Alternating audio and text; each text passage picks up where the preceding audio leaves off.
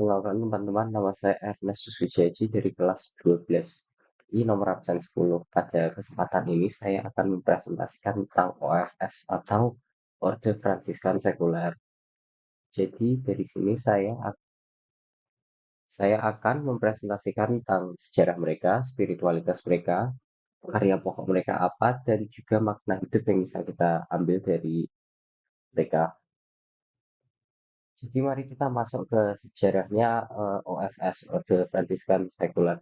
Jadi pada awal mulanya itu pada 1209 itu, jadi kan ada Santo Fransiskus ini, dia memiliki banyak pengikut. Jadi gara-gara dia banyak pengikutnya, dia itu mendirikan Orde Fransiskan itu waktu itu. Dan ada sekitar 1221 itu dia itu menyebarkan pedoman hidupnya ke orang-orang publik lah. Dan pada sekitar 1289 itu diakui oleh Paus Nikolas keempat mengakui ini OFS itu sebagai orde yang resmi. Nah, jadi ini orde Fransiskan Sekuler tuh intinya tuh sebagai kayak orang-orang publik lah, ya sebagai orang-orang publik yang biar bisa mereka mengikuti ke apa itu cara hidupnya Santo Fransiskus. Jadi itu inti sarinya untuk sejarahnya mereka. Selain itu juga ya ini di OFS itu ya itu kan sebagai orde keagamaan kan kebanyakan itu kan harus kayak ambil kayak sumpah gitu lah. Ini OFS tuh kalau mau ikut tuh nggak harus sumpah, nggak ada kayak ikatan ikatannya gitu loh. Jadi kayak masih bisa menikah dan sekian. Untuk spiritualitas mereka yang paling pertama adalah kemiskinan yang bahagia. Jadi ini tuh intinya tuh kita menyadari anugerah kita, bukan juga dari sisi materi tapi dari sisi sikapnya kita gimana. Misalnya kalau kita tidak ada kekurangan seperti itu, dan juga ini kita dapat mengurangi ketergantungan kita ke barang-barang duniawi. Yang kedua adalah cinta kasih dan persaudaraan universal. Jadi ini tuh intinya Santo Fransiskus itu kan eh, memandang setiap makhluk hidup sebagai saudara-saudarinya. Jadi kita ini tuh di sebagai OFS tuh disuruh merawat, menjaga dan menghargai semuanya lah, ya kayak ciptaan Tuhan gitu ya. Paling itu. Untuk berikutnya itu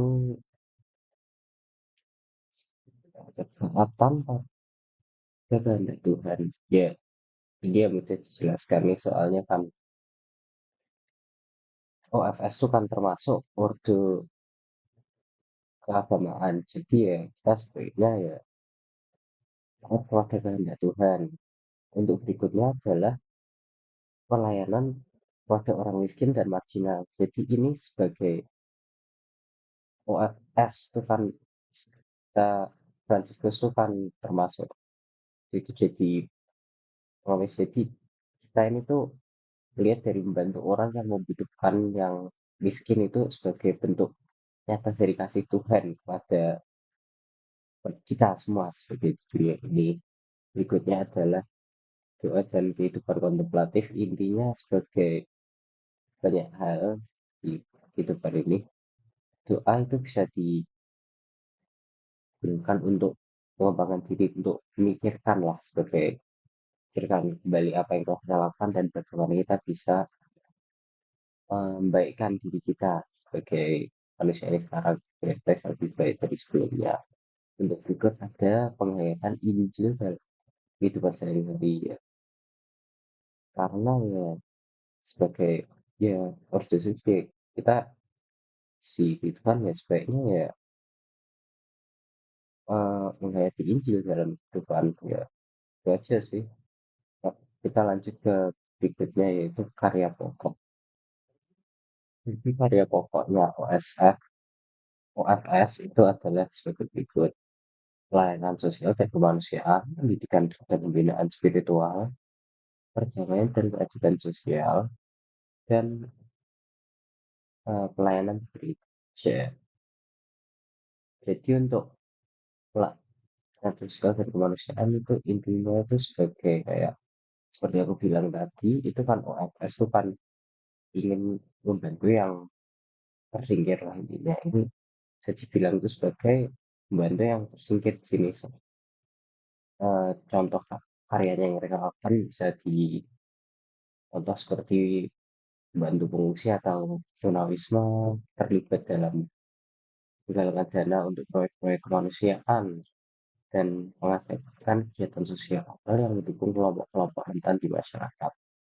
Untuk pendidikan dan pembinaan spiritual itu intinya sebagai kayak penguatan spiritualnya orang gitu, penguatan iman ya orang gitu, kayak pengajaran gitulah, kayak ada pengajaran tentang iman-iman,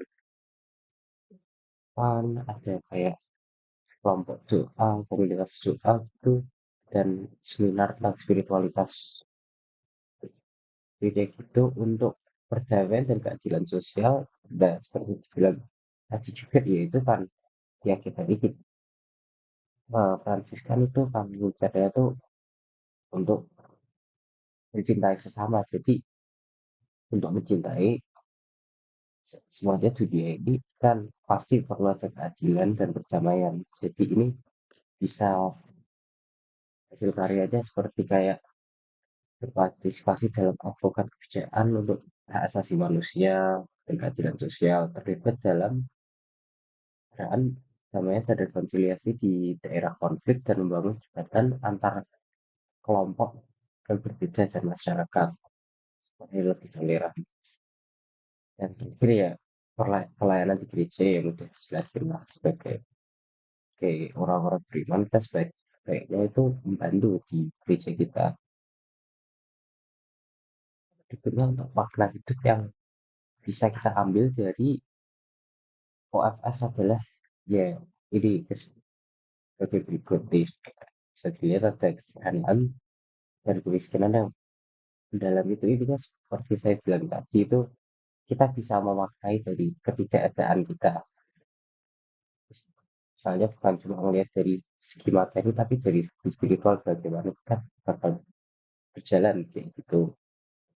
Kedua, untuk melayani orang miskin dan lemah, ya seperti tadi bilang, seperti saya tadi jelaskan, itu kan OFS itu termasuk mau membantu dan mencintai semuanya penciptaan Tuhan, tidak melayani dan membantu yang lemah. Satu juga ada menjalani kehidupan yang selaras dengan Injil ya. Pasti kita sebagai orang-orang beriman tuh harus berkehidupan sesuai dengan sabda Tuhan. Dan untuk keempat tuh ada komunitas dan persaudaraan. Itu intinya itu kita hidup tuh bukan untuk diri kita sendiri, tapi untuk komunitas kita, untuk membantu orang-orang di sekitar kita, dan orang-orang yang bisa kita anggap sebagai saudara. Dan yang terakhir adalah melepaskan ego dan mengutamakan kehendak Tuhan.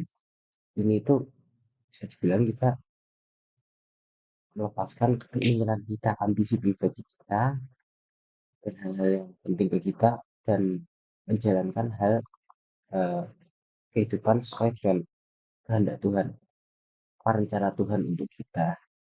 Jadi itu saja dari saya.